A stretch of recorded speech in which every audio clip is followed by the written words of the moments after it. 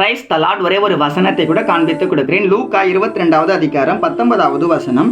இது உங்களுக்காக கொடுக்கப்படுகிற என்னுடைய சரீரமாய் இருக்கிறது, என்னை நினைவு கூறும்படி இதை செய்யுங்கள் என்றார். இன்னைக்கு ஆண்டவர் நம்மளை பார்த்து சொல்றாரு, மகனே மகளே, என்னை நினைவு கூறத்துக்காக நீங்க செய்யணும். என்ன செய்யணும் அப்படின்னா, ஞானஸ்தானத்தை பெற்றுக்கொண்டு நீங்க திருவிருந்துக்கு ஆயத்தமாகணும்னு சொல்லி இன்னைக்கு ஆண்டவர் நம்மளை பார்த்தாங்க சொல்றாரு. எத்தனை பேர் நீங்க ஞானஸ்தானம் எடுத்தீங்க? கொஞ்சம் யோசிச்சு பாருங்க. நீங்க சர்ச்சுக்கு போறீங்க, ஏசப்பாவை தேடுறீங்க, இருந்தாலும் கூட ஆண்டவர் கூட ஐக்கியப்பட்ட ஒரு வாழ்க்கை வாழணும்னா நீங்க ஞானஸ்தானத்தை பெற்றுக்கொண்டு நீங்க ரட்சிக்கப்பட்டுட்டு நீங்க பரலோகத்தின் பாத்திரவனா மாறணுங்க. திருவிருந்து எடுத்துக்கொண்டாதான் நம்ம என்ன பண்றோமோ ஏசப்பாவை நினைவு கூறணும்னு சொல்லி இந்த வசனத்துல சொல்லப்பட்டிருக்குங்க. திருவிருந்து அப்படின்னா நிறைய பேருக்கு தெரியாது. இந்த சர்ச்சில் பார்த்தீங்கன்னா திராட்சை ரசம் கொடுப்பாங்க, அப்பம் கொடுப்பாங்க பார்த்தீங்களா?